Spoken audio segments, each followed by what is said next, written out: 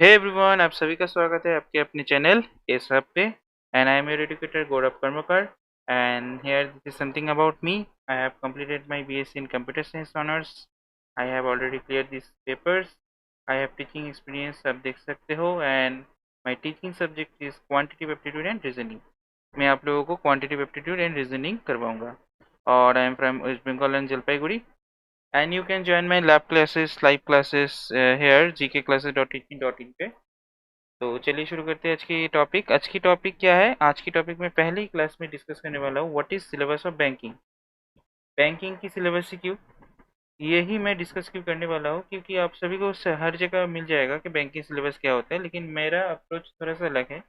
क्योंकि अगर आपको सही में एग्जाम को क्रैक करना है तो आप लोगों को सिलेबस के थ्रू जाना होगा। एंड यहाँ पे आप लोगों का एक सही अप्रोच होना चाहिए। अप्रोच मीन्स आप लोगों को एक स्मार्ट वर्क करना चाहिए, जो कि आपको क्या करेगा, स्मार्ट के साथ हार्ड वर्क तो करना बनता है। लेकिन क्या होगा कि अगर स्मार्ट वर्क करोगे तो ये होगा कि आपका पूरा सिलेबस में आपका पकड़ भी अच्छे हो जाएगा और जल्दी से जल्दी आप preliminary exam as well as mains exam भी क्रैक कर सकोगे। तो चलिए पहले देख लेते हैं क्या क्या एग्जाम होते हैं। पहले तो आते हैं प्रिलिमिनरी एग्जाम। प्रिलिमिनरी एग्जाम के बाद आते हैं मेंस एग्जाम। मेंस एग्जाम के जो सिलेबसेस है मैं यहाँ पर पहले बता देता हूँ। मेंस एग्जाम में आते हैं, मेंस अगर डिस्कस करें मेंस के बाद, तो पहले आते हैं जीए पार्ट। जीए आपको दिखने मिलेगा, करंट अफेयर जो होता है सीए उसको कहते हैं। इसके बाद आते हैं स्टैटिक जीके। स्टैटिक जीके के बाद आते हैं बैंकिंग अवेयरनेस, जिसको हम बीए भी कह सकते हैं। इसके बाद आता है इंग्लिश, देन आता है मैथ, एंड देन आता है रीजनिंग। ओके, ये चारों सब्जेक्ट्स हम लोगों को मेंस पे आते हैं, लेकिन क्वेश्चन थोड़ा प्रिलिमिनरी से बहुत ही मॉडरेट होते हैं। प्रीली जो एग्जाम होता है उससे मॉडरेट होता है। क्या होता है कि प्रिलिमिनरी जो एग्जाम है आपको सिलेक्शन दिलवाएगा मेंस में बैठने के लिए, और मेंस आपको सिलेक्शन दिलाएगा जॉब का। ठीक है, अगर आप क्लर्क की एग्जाम दे रहे हो, अगर क्लर्क आईबीपीएस हो, या फिर एसबीआई हो, या फिर एलआईसी असिस्टेंट हो, कोई भी हो, आपका जो प्रीली एग्जाम है क्लरिकल लेवल के लिए, प्रीली एग्जाम आपको सिलेक्शन दिलाया मेंस में बैठने के लिए। इसके बाद अगर मेंस आपका क्लियर हो जाए तो आपको डायरेक्टली जॉब मिल जाएगा। लेकिन अगर आप पीओ के लिए आ रहे हो तो ये दोनों क्लियर तो करनी ही है, प्रीली के बाद मेंस, उसके बाद आपका एक पार्ट और होगा वो कि इंटरव्यू होगा। अगर इंटरव्यू में आप सही स्कोर कर चुके हो तो आपका जॉब पक्का है। तो चलिए देखते हैं कि हम लोगों का वो पूरा topic and syllabus and question क्या क्या आते हैं, कितने नंबर्स के आते हैं। पहली बात तो इंग्लिश आते हैं। इंग्लिश आते हैं 30 क्वेश्चंस, एंड यहाँ पे मार्क्स आते हैं 30। टोटल टाइम आपको दिया होगा 20 मिनट्स। एंड यहीं पर एक बात बता देता हूँ आप लोगों को कि 20 मिनट जो कि यहाँ पे दिया हुआ होगा, अगर आपका 10 मिनट में भी पूरा इंग्लिश सेक्शन खत्म हो जाए तो आपको बाकी के जो 10 मिनट्स होगा वो बैठे रहना होगा, क्योंकि आप स्किप नहीं कर सकते एक सेक्शन को। आपका ये टाइमिंग फिक्स्ड है। जब भी 20 मिनट आपका क्या होगा, खत्म हो जाएगा, दूसरा सेक्शन अराइज हो जाएगा। ठीक है, ये एज वेल एज रीजनिंग के बाद क्वांटिटिव में भी। पहले तो इंग्लिश आते हैं प्रीली में, उसके बाद किसी किसी एग्जाम में रीजनिंग भी आते हैं, उसके बाद क्वांट भी आते हैं। ठीक है, रीजनिंग में आते हैं 35 question, 35 marks, and you have only 20 minutes. Also quantitative में 35 मार्क्स एंड 35 क्वेश्चंस, एंड आपको मिलेगा 20 मिनट्स। तो टोटल आपका कितना हो गया, 60 मिनट्स, मतलब 1 घंटे का एग्जाम होगा। 1 घंटे के एग्जाम में क्लरिकल में कट ऑफ वो तो बता नहीं सकते, डिपेंड करता है एग्जाम पेपर का लेवल कितना आया है, एग्जाम लेवल कैसा आया है, वैकेंसी कितनी है, ये सारे चीज़ के ऊपर डिपेंड करता है कट ऑफ कितना है। तो कट ऑफ के लिए पहले उतना आप वरीड मत हो। कट ऑफ जो भी हो, अगर आपका प्रैक्टिस अच्छा हो तो पेपर अगर आपका अच्छा आ गया तो कट ऑफ तो ऐसे ही क्लियर हो जाएगा। चलिए देख लेते हैं मेरा अप्रोच जो है कि सिलेबस क्या होना चाहिए। पहले बात तो सिलेबस में आपको डिस्कस करने वाला हूँ पहले क्वांटिटिव एप्टीट्यूड का। क्वांटिटिव एप्टीट्यूड में आपको एक स्ट्रेटेजिक वे चाहिए, जो कि आपका सिलेबस अप्रोच को, मतलब स्ट्रेटेजिक वे में अगर आप इस सिलेबस को पकड़ो तो क्या होगा, आपका जो स्कोरिंग टॉपिक्स है वो भी क्लियर हो जाएगा, और आपका जो अदर्स टॉपिक है वो भी क्लियर हो जाएगा, और आपका पकड़ भी अच्छा होगा मैथ में, एंड आप स्कोर भी ज़्यादा से ज़्यादा कर सकोगे। 28 प्लस तो आपका गारंटेड है स्कोर आउट ऑफ 35। ये तो आपको करना ही है, करना है। 30 30 32 ये स्कोर अगर कर लेते हो तो बहुत ही अच्छा है, लेकिन इस सिलेबस के अप्रोच में अगर आप जाओगे तो आपका 28 प्लस स्कोर तो श्योर ही श्योर है। तो चलते हैं नेक्स्ट पेज पे, क्या बोला गया है यहाँ पे देखो। टॉपिक्स दो तरह के होते हैं, मैंने यहाँ पे डिसाइड किया है एंड डिवाइड करके रखा हुआ है अपनी एक्सपीरियंस से। स्कोरिंग टॉपिक एक होता है जहाँ पे आपका स्कोर पक्का ही आएगा। दूसरा आता है अदर टॉपिक। ये अदर टॉपिक स्टार मार्क दे रहा हूँ क्योंकि ये अदर टॉपिक ही आपको दिलाएगा मेंस में सिलेक्शन। क्यों, मैं बाद में बताता हूँ। स्कोरिंग टॉपिक क्या क्या होते हैं। स्कोरिंग टॉपिक में पहले बात तो आता है जो कि है एकदम सिंप्लीफिकेशन एंड अप्रोक्सीमेशन। यहाँ से 10 क्वेश्चन और कभी कभी 15 क्वेश्चन भी आ जाते हैं। आप ये समझ लो ये स्कोर तो आपको लेना ही लेना है without any negative marking. Banking की एग्ज़ाम में जो नेगेटिव मार्किंग है, बैंकिंग का पूरा एग्ज़ाम में जो नेगेटिव मार्किंग होते हैं ना, एक एक क्वेश्चन अगर आपका गलत हो जाए उसके लिए आपका पेनल्टी लगता है 0.25 मार्क्स के लिए। अगर मान लो कि आपने 10 क्वेश्चन अटेम्प्ट किए हो और आपका 4 क्वेश्चन गलत हो गया, तो वैसे ही आपका तो 4 माइनस हो गया 6 टोटल स्कोर, लेकिन उसमें से और 25 मार्क्स पर ईच क्वेश्चन कटेगा। क्योंकि 4 क्वेश्चन के लिए अगर ईच ईच क्वेश्चन के लिए अगर आपका 0.25 होता है, तो 4 क्वेश्चन के लिए क्या होगा, 1 मार्क्स होगा। और ये 1 मार्क्स आपका यहाँ से डिडक्ट हो जाएगा। ठीक है, 1 क्वेश्चन का मार्क डिडक्ट हो जाएगा, आपका मार्क्स हो जाएगा 5। तो आपको ये ध्यान रखना है कि बैंकिंग के एग्जाम में आपको नेगेटिव मार्किंग बहुत ही कम करना है और एक्यूरेसी आपको बहुत ज़्यादा से ज़्यादा रखनी है। सिंप्लीफिकेशन पहले आता है, यहाँ पे आपका 10 क्वेश्चन भी आ सकते हैं, 15 क्वेश्चन भी आ सकते हैं।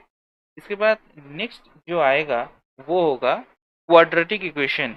एंड यहाँ पे मैं आपको ऐसे एक ट्रिक बता दूंगा कि आपका जितना भी टफ क्वेश्चन आ जाए, यहाँ पे अगर 5 क्वेश्चन आए तो ये आपका 2 मिनट के अंदर पक्का 5 क्वेश्चन हो जाएगा। 2 मिनट भी नहीं लगेगा, अगर प्रैक्टिस आपका अच्छा हो तो 1 मिनट में 5 क्वेश्चन प्रिलिमिनरी एग्जाम के लिए तो पक्का हो जाएगा।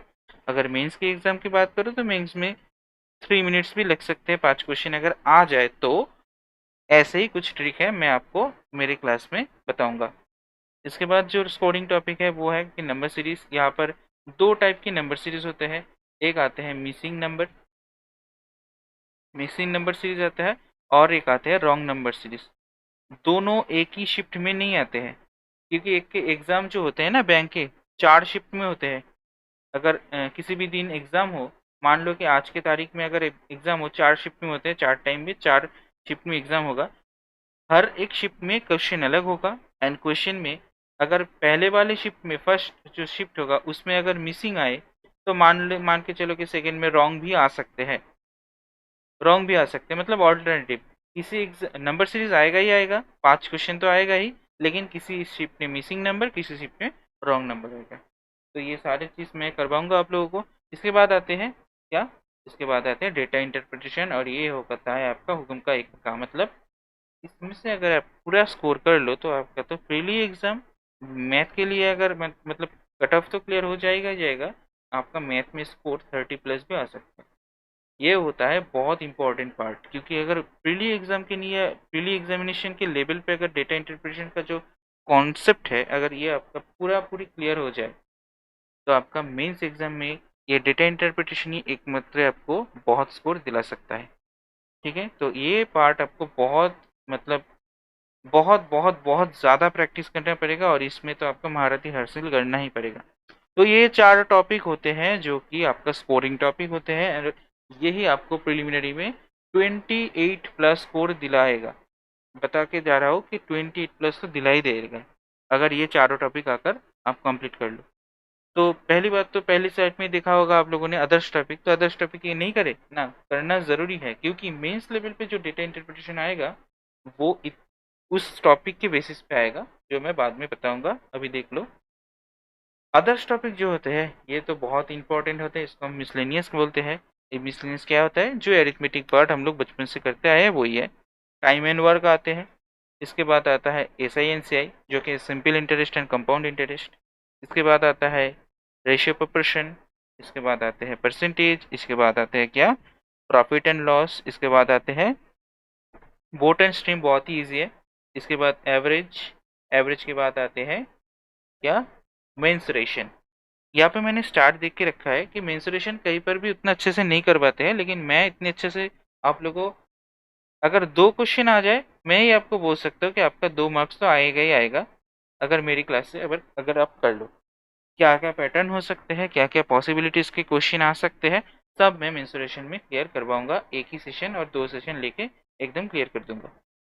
और यहाँ पे एक बात बोलना चाहूँगा कि रेशियो, प्रोपोर्शन एंड परसेंटेज ये आपको बहुत ही बारीकी से सीखना है, क्योंकि अगर ये टॉपिक आप सीख लो तो बाकी जो जो टॉपिक है, कोई भी टॉपिक में आपको कोई प्रॉब्लम नहीं होगा और बहुत ही आसानी से हो जाएगा।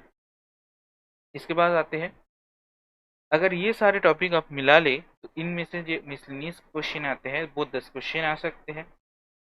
10 क्वेश्चन, अगर क्वेश्चन मॉडरेट लेवल पे हो तो 15 क्वेश्चन भी आ सकते हैं, लेकिन उनमें से 5 क्वेश्चन बहुत ही ईजी होते हैं, हलवे होते हैं।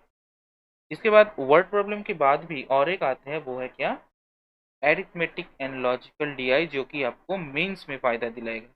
अगर इस टॉपिक में मिसलिनियस यानी कि अदर्स टॉपिक, मैंने पहले ही बोला था, अगर ये आप स्ट्रॉन्ग कर लो तो आपका मेंस तो पक्का हो जाएगा मैथमेटिक्स के लिए, क्योंकि एरिथमेटिक एंड लॉजिकल बेस्ड जो डीआई आते हैं, चार चार टोटल सेट आते हैं। इन मीन्स यहाँ पे 3 सेट आते हैं 5 मार्क्स के, मतलब वो 15 मार्क्स आपका हो गया, और एक सेट आता है 2 मार्क्स इस क्वेश्चन, मतलब वहाँ पे 10 मार्क्स, मतलब आपका यहाँ पे 25 मार्क्स ओनली डीआई से ही हो जाएगा, बाकी तो टॉपिक रहेगा ही रहेगा।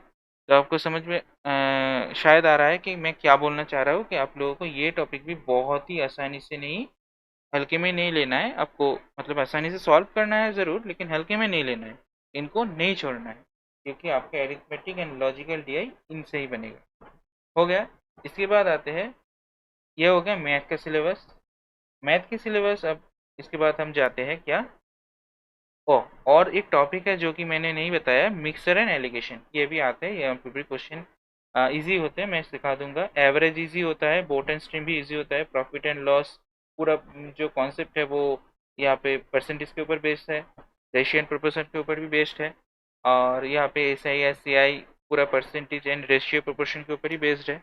Time and work also same है, ठीक है। तो अभी आते हैं नेक्स्ट, जो है रीजनिंग। अभी आप लोग को एक दिमाग में क्वेश्चन आएगा, यानी कि रीजनिंग में भी हम लोगों को शांति मिल गया कि स्कोरिंग टॉपिक पहले कर लूँ, लेकिन स्ट्रेटेजिक अगर सिलेबस की अप्रोच बात करें यहाँ पे, तो want to know about scoring topics, आप आपका दिमाग में तो यही क्वेश्चन आएगा ना। लेकिन every topic is necessary for reasoning. For reasoning there is no section कि आप वो उसको स्किप कर सको, ठीक है। आपको सब सेक्शन में एकदम बिल्कुल प्रैक्टिस करना पड़ेगा। To score full marks in reasoning you have to learn and practice in strategic way. हाँ, स्ट्रेटेजिक एंड स्मार्ट वे पे आपको हार्डवर्क करना पड़ेगा, लेकिन आपको पूरा टॉपिक एकदम क्लियर करना पड़ेगा। So let's dig into it, क्या आता है देख लेते हैं। टॉपिक्स क्या क्या आते हैं, टॉपिक्स ये सारे आते हैं। इनइक्वालिटी के 5 क्वेश्चंस आते हैं, बहुत ही इजी होते हैं। सिलिकोइज्म के 5 क्वेश्चन आते हैं। सिलिकोइज्म के बारे में एक बात बताना चाहूँगा, इसमें आपको इतना डेप्थ में, मैं आपको डिटेल में इसका कंसेप्ट सिखा दूंगा कि आपको सिलिकोइज्म में कभी भी, मेंस लेवल की सिलिकोइज्म में भी कोई दिक्कत नहीं होगा। तो आप ज़रूर से ज़रूर मेरा क्लास अटेंड कीजिएगा। इनइक्वालिटीज में भी एज वेल एज, ये आपको एक दिन में, मतलब ऐसे सीख जाओगे कि मेंस लेवल में भी आ जाए तो आपको हलवे की तरह उड़ा दोगे, ठीक है। इसके बाद आते हैं कोडिंग डिकोडिंग। यहाँ पे मल्टीपल पॉसिबिलिटीज होते हैं, मैं हर एक टाइप का क्वेश्चन हर रोज सॉल्व करवाऊंगा जब मैं कोडिंग डिकोडिंग स्टार्ट करूंगा। हो सकता है कुछ दिन बाद सॉल्व कराओ, लेकिन सॉल्व मैं करवाऊंगा सारे टाइप के क्वेश्चंस, ओके, तभी आपका क्लियर हो जाएगा। इसके बाद आते हैं number and word based series, ये भी मैं आपको करवाऊंगा। अगर क्वेश्चन ना देखो तो आपको समझ नहीं आएगा, अभी के लिए आप जान लो ये होते हैं। डायरेक्शन एंड सेंस बहुत ही ईजी होते हैं, कुछ कुछ क्रिटिकल कॉम्प्लेक्स भी होते हैं, आप लोगों को वो मैं दिखा दूंगा सारे क्वेश्चन। और ये आते हैं ब्लड रिलेशन। ब्लड रिलेशन आपको ऐसे सीखना है कि इसमें से अगर 3 मार्क्स भी आ जाए तो 3 तो आपको लेने ही लेने हैं, ठीक है। मशीन इनपुट मेनली आते हैं मेंस लेवल पे, अगर पीली में भी आ भी जाए तो बहुत इजी लेवल में आते हैं, और वो भी मैं आपको सिखा दूंगा। अल्फा न्यूमेरिक सीरीज, ये तो एक हलवा क्वेश्चन है, यहाँ से 5 मार्क्स तो आते ही आते हैं। अगर ये आ जाए आपकी शिफ्ट में तो आप समझ लो आपका 5 मार्क्स तो ऐसे ही हो जाएगा। तो ये होते हैं पूरी सिलेबस, लेकिन इसका एक सेंटर होता है, जैसे कहते हैं ना गुरु मस्तिष्क, वैसे इन लोगों का एक गुरु मस्तिष्क होता है, centre brain thesis, puzzle and sitting arrangement, ये होता है रीजनिंग का हुक्म का एक, ठीक है। यहाँ में से आपको 15 मार्क्स भी आ सकते हैं, ये तो मिनिमम आएगा ही आएगा, या फिर कभी कभी 20 क्वेश्चंस भी आ जाते हैं। अगर आप पजल एंड सिटिंग अरेंजमेंट आसानी से सीख लो, आसानी से सीखने का मतलब मैं ये बोल रहा हूँ कि अगर हल्के में लो तो आपका सिलेक्शन पीछे छूट जाएगा, क्योंकि आप लोगों को ये बहुत ही मतलब बारीकी से सीखना भी पड़ेगा, एंड डेली बेसिस में आपको पजल तो सॉल्व करना ही होगा। ठीक है, इसके बाद आते हैं, पहली बात तो पजल एंड सिटिंग अरेंजमेंट में आते हैं लिनियर सिटिंग अरेंजमेंट। इसके बाद आते हैं क्या, circular and square and triangular rectangular sitting arrangement. इसके बाद आते हैं क्या, box and floor based puzzle जो आते हैं, एंड आते हैं date and month based puzzle. तो ये बात देख लो, पजल आते हैं month based, date based and box and floor based. लेकिन ये पजल में भी एक बात है कि सिटिंग अरेंजमेंट आते हैं। ये सिटिंग अरेंजमेंट दो टाइप तीन टाइप के होते हैं, लीनियर होते हैं एक, और दूसरा एक स्ट्रक्चर में बेस्ड होगा। सर्कुलर आ सकता है, स्क्वायर आ सकता है, ट्रायंगुलर, रेक्टेंगुलर। अगर मैं ना कर पाऊँ तो आप लोगों को समझ नहीं आएगा, अगर आप पहले ही प्रिपरेशन ले चुके हो तो आपको समझ आ रहा होगा। तो ये होता है पूरा सिलेबस। तो आज तक के लिए इतना ही। अगर आपको वीडियो अच्छा लगे तो ज़रूर से ज़रूर लाइक शेयर एंड सब्सक्राइब कीजिएगा, एंड बगल में जो एक बेल का आइकन है ना, उसको क्लिक कर दीजिएगा, क्योंकि जब भी मैं नेक्स्ट क्लास आप लोगों का लूँ तो आप मिस ना करें। और ये बात मैं बता दे रहा हूँ कि अगले दिन से जो मैं क्लास लेने जा रहा हूँ, पूरा सिलेबस जो मैंने आप लोगों को अब तक बताया है, एकदम सीरियली एंड स्ट्रेटेजिक वे में आप लोगों को मैं करवाऊंगा, and there are lot of question to practise, एंड वो सब मैं आपको फ्री में प्रोवाइड करूंगा। सो बने रहिए हम लोग के साथ, एंड तब तक के लिए अलविदा।